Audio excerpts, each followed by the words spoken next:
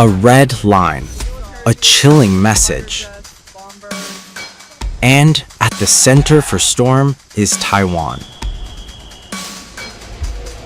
China issued a warning following reports of US planning to arm Taiwan with long-range missiles. According to Military Watch magazine, People's Republic of China military spokesperson Jan Bin warns of annihilation in case US-made ATACMS ballistic missile systems were used to launch attack against the communist nation. The warning came amid reports that Taiwan is set to deploy the American missiles to the islands of Penghu and Dongyin. Dongyin, the northernmost island of the Matsu archipelago in the East China Sea, is located less than 10 kilometers from the mainland coast of China. Beijing perceives the missile deployments in Dongyin as a particular threat, calling the speculation that ATACMS could be used for preemptive strikes on the Chinese mainland was increasingly absurd and overconfident. Bin stressed that such notions were propagated by separatist elements within Taiwan. He further warned that it risks provoking a war and would suffer certain annihilation if a conflict arose. Reports by Taipei-based media outlets indicate that Taiwan's Ministry of National Defense is procuring HIMARS systems, which can integrate ATACMS. A total of 111 units are set to deploy in forward islands. Taiwan's ballistic missile deployments have recently gained significantly greater geopolitical significance due to the U.S. armed forces obtaining of new authority to coordinate the forces' arsenals. The establishment of a Joint Firepower Coordination Center by Taiwan's Ministry of National Defense in late January saw U.S. personnel permanently stationed at the facility in Taipei to oversee planning and potential use of local missile forces. The Joint Firepower Coordination Center provides U.S. assistance and supervision when using missile arsenals and allows Taiwan to receive intelligence from the U.S. Joint Digital Firepower System.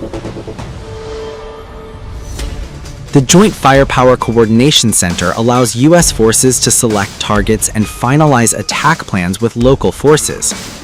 Beijing says the plan is in line with U.S. and broader Western Bloc interests in weakening the Chinese state. Each ATACMS has a range of up to 300 kilometers and follows a ballistic trajectory with high supersonic speeds to strike targets within minutes of launch.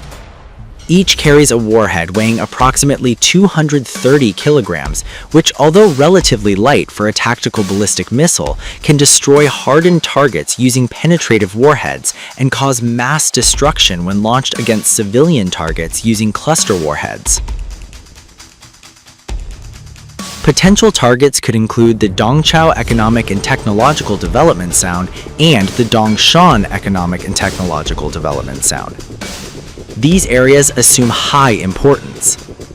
They have some of the world's leading centers for the production of photovoltaic and new glass materials and related energy infrastructure.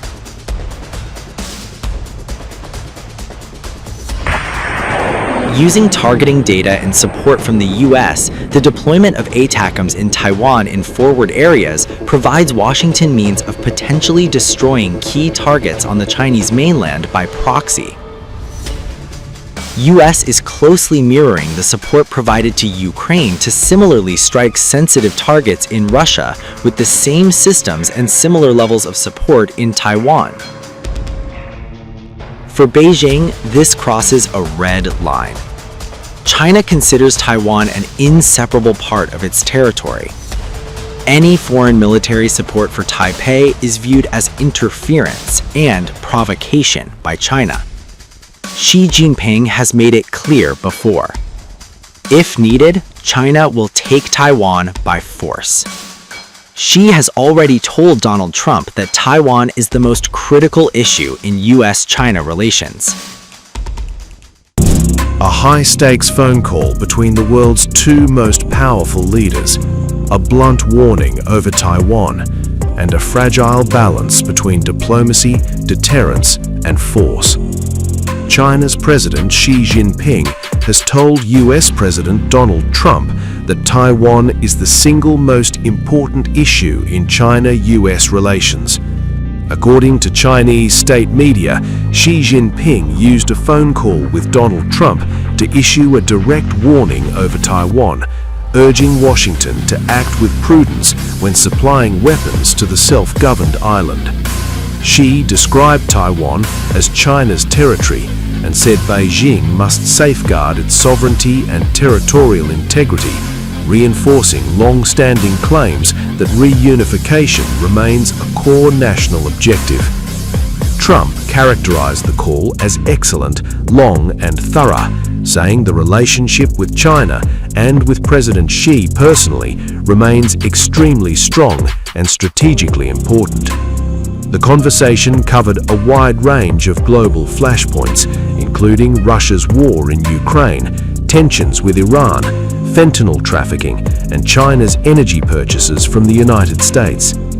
Trump also revealed that Beijing is considering increasing soybean imports from the US to 20 million tons, up from the current 12 million, signaling potential movement on trade. The call comes amid a renewed diplomatic push by Western leaders to reset relations with Beijing, including recent visits by the UK's Prime Minister Keir Starmer.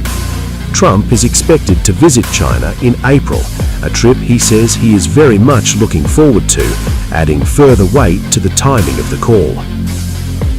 On Taiwan, Xi warned that US arms sales risk accelerating a dangerous and violent situation across the Taiwan Strait, echoing Beijing's fierce response to last year's $11 billion US arms package for the island. The United States maintains formal diplomatic ties with Beijing, not Taipei, but remains Taiwan's most powerful backer and its largest arms supplier. Taiwan has welcomed the Trump-Xi call, saying it will help stabilize the region as China ramps up military pressure near the island. Taiwan's President Lai Ching-te insisted relations with Washington remain rock solid and that defense cooperation will continue uninterrupted. Taiwan has always focused on US-China interactions, and there are good communication channels between Taiwan and the US. This time, the dialogue between the leaders of China and the US upheld 4 unchanged principles in the US-China-Taiwan trilateral relationship. If both the Republic of China and the People's Republic of China are mutually non-subordinate, Taiwan is not a part of the People's Republic of China, and this fundamental fact remains unchanged. Second, the United States' commitment based on the Taiwan Relations Act and the 6 assurances to Taiwan is unwavering. Thirdly, the US remains committed to its national security and defense strategies, forming alliances with friendly nations, sharing collective defense responsibilities, and maintaining Indo-Pacific peace and stability.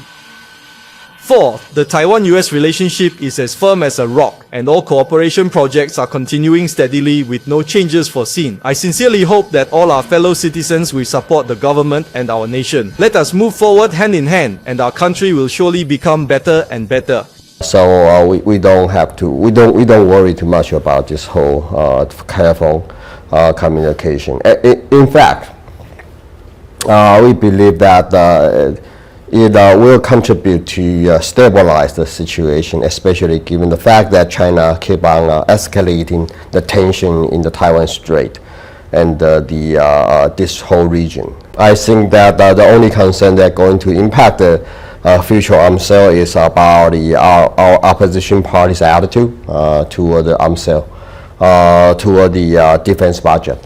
I think that's the most important, since that the U.S. has already promised to sell us to Taiwan a certain amount of weapons. This is very important for us to acquire those capabilities.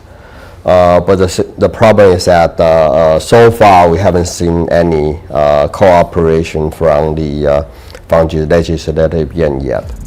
The call also followed a virtual meeting between Xi Jinping and Russia's President Vladimir Putin, underlining China's increasingly complex global balancing act. As Washington and Beijing trade reassurances, Taiwan remains the unresolved fault line where diplomacy and confrontation continue to collide.